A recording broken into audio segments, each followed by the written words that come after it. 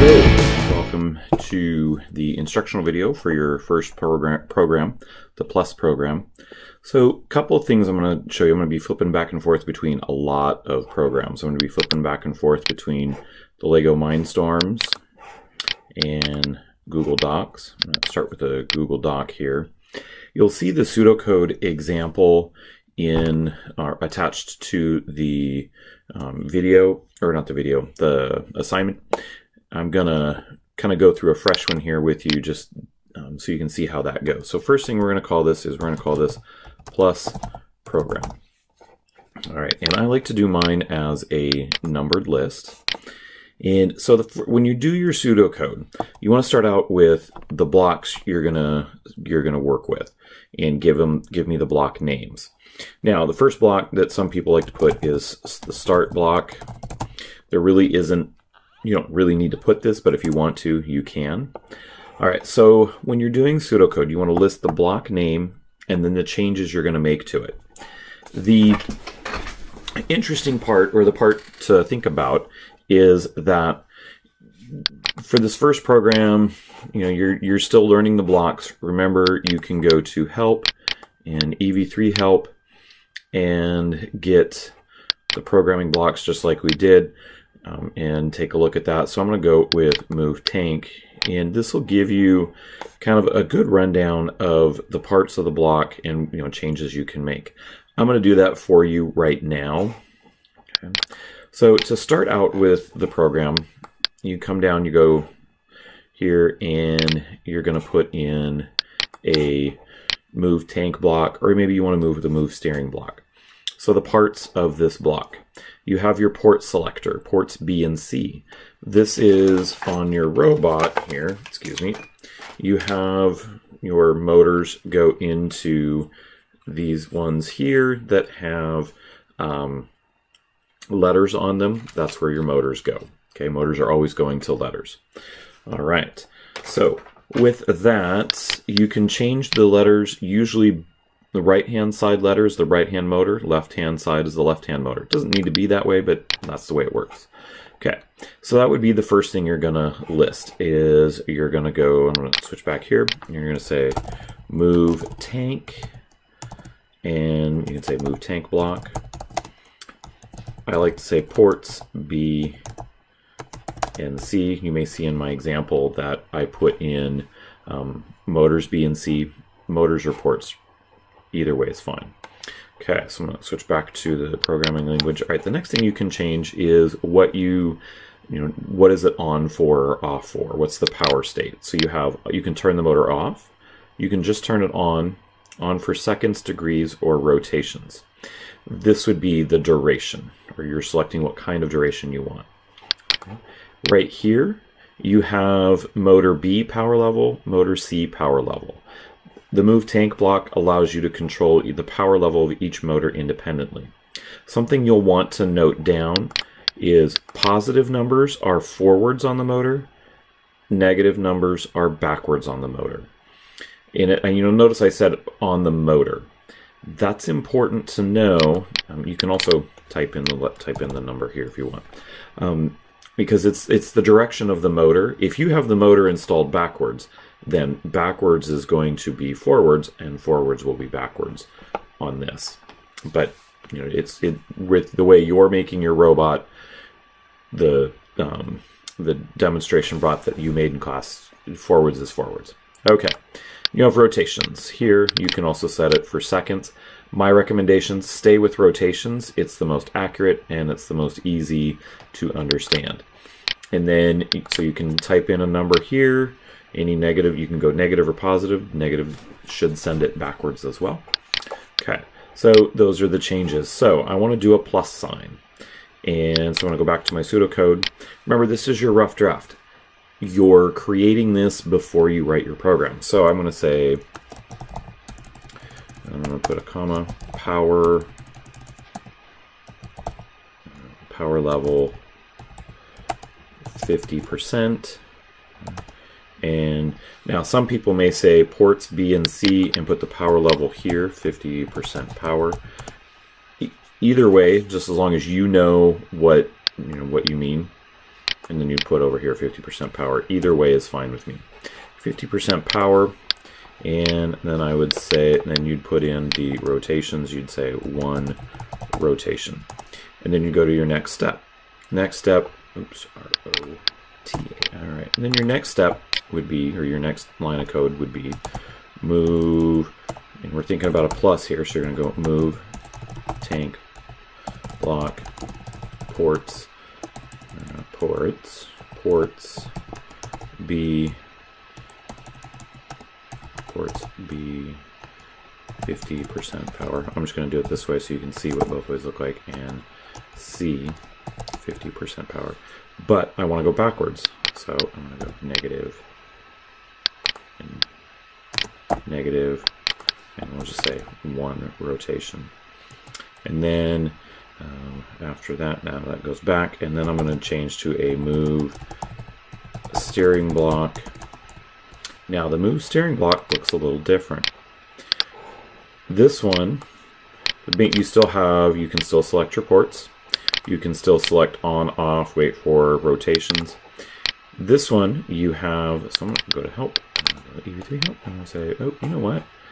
Oh, I'm already at EV3 help. I'm going to go to move steering, and I'm going to say, what is this 3? These are the inputs. So this is my turning input. And let's go through here. Let's see if it tells us, gives us what that is. Sometimes it does, sometimes it doesn't.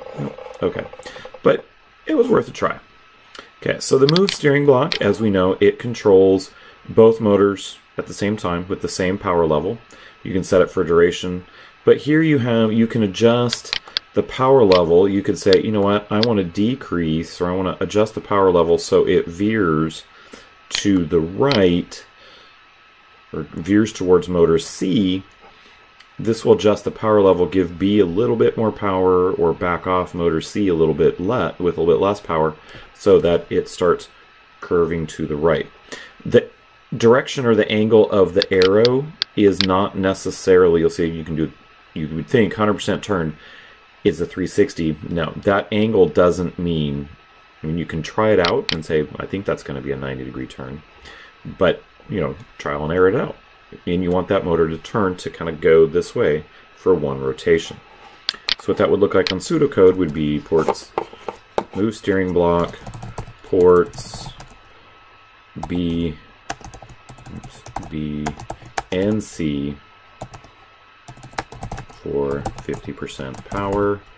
Okay, and then we're going to say turn to port C, and I think we said something like 60%, Z percent, 60%, and for 1 rotation.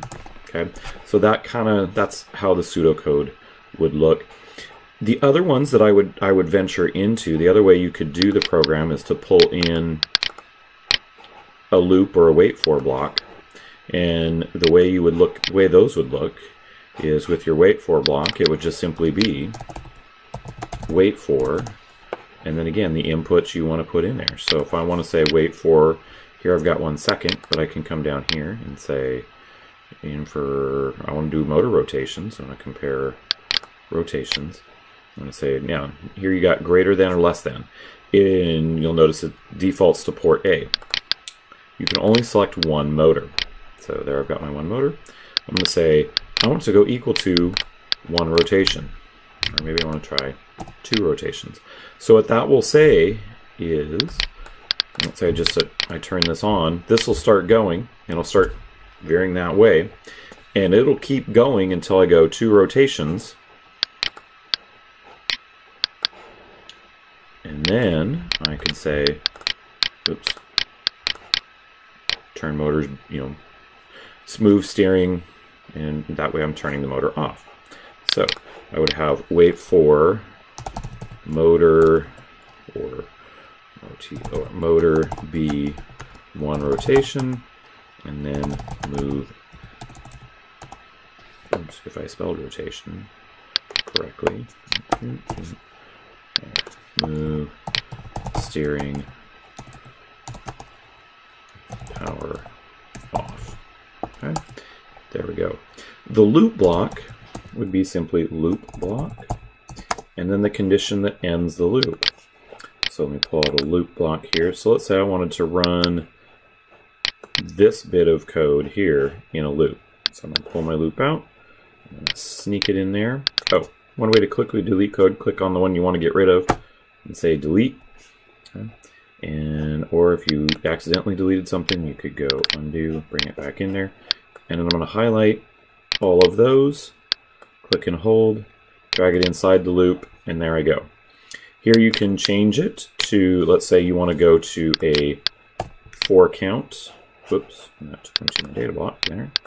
Okay, I want to go count, and I want to change the count. So I'm going to click in there, I'm going to go for count.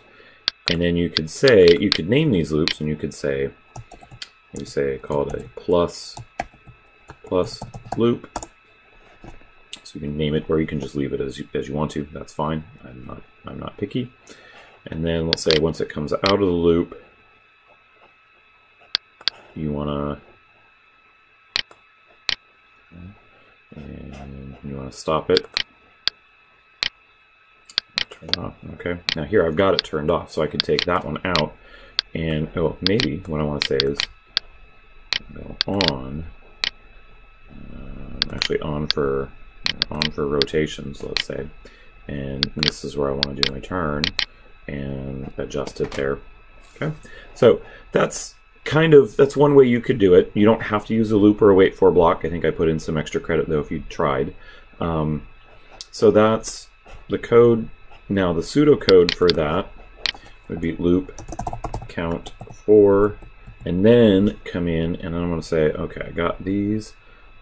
These are the ones I want to control. I'm going to do it the easy way, Control X. Now I'm going to tab in. I'm going to do a Control V. And I'm just going to put those in and then say, oh, and this one, actually this one I'm going to move back out, step out, because that's outside of the loop. Okay, and I don't have wait for, and I would have my move steering down here. But this way, this shows me the code that's in the loop. This is the loop. This is what's outside of the loop. So this is what your pseudocode would look like.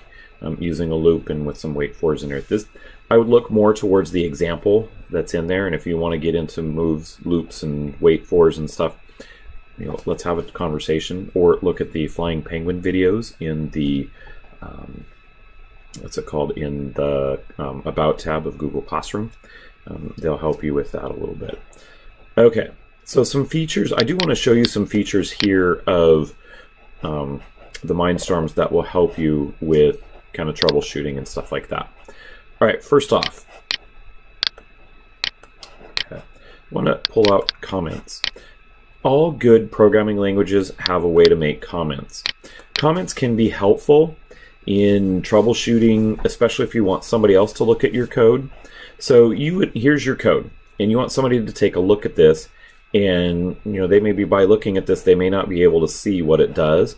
So if you comment above, and I like to comment above each block, and you say, go forward, oops, sorry, didn't mean to shout, go forward for, let's say, 17.58 centimeters. Okay. There you go. So now they could say, okay, that block should go 17.58 centimeters. And then here we could pull in another comment, click and drag there. And then you could say, in this block, it should turn to the right 90 degrees, and then stop. Okay. Now, obviously, and this is kind of a version of that rubber ducky program.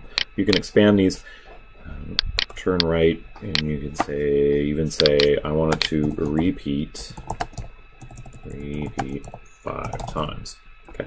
That way the person looking at your program knows what it should be doing, and they said, okay, 17.58, well, yeah, that looks good. So we repeat 5 times. Well, wait a minute, you've only got it set for 4, and well, you got it turning, and then you got it waiting, and so comments are helpful to be able to let your let the reviewer, the person that's looking at it, see things.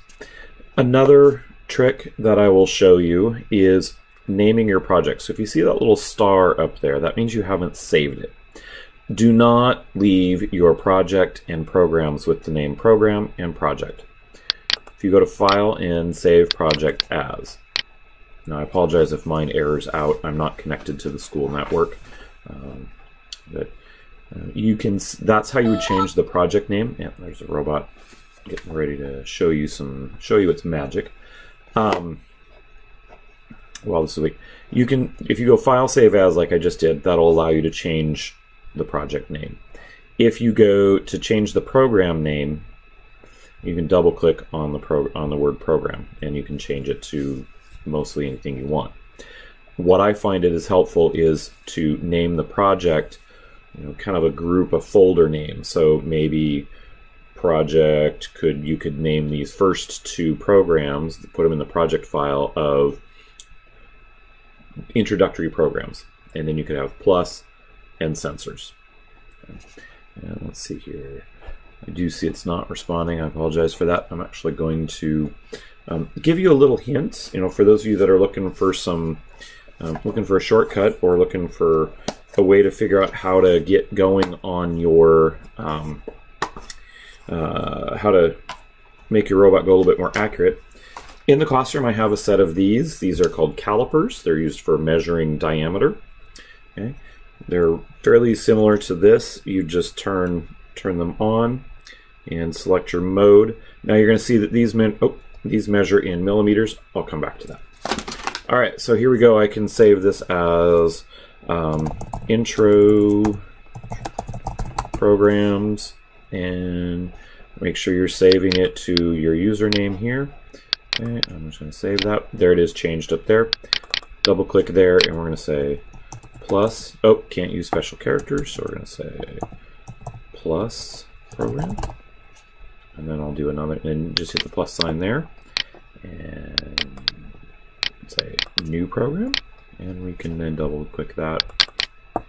Let me say plus sensor. I'm not going to get into that until next week. Okay, so coming back to this one here. All right, so that's a good way to keep your programs separate. Another troubleshooting technique that I will show you, apologize for the banging and loud noise. Oh, there, now I'm back. It's going to say they're going to set it up. All right, right down here, you'll see your little brick information area.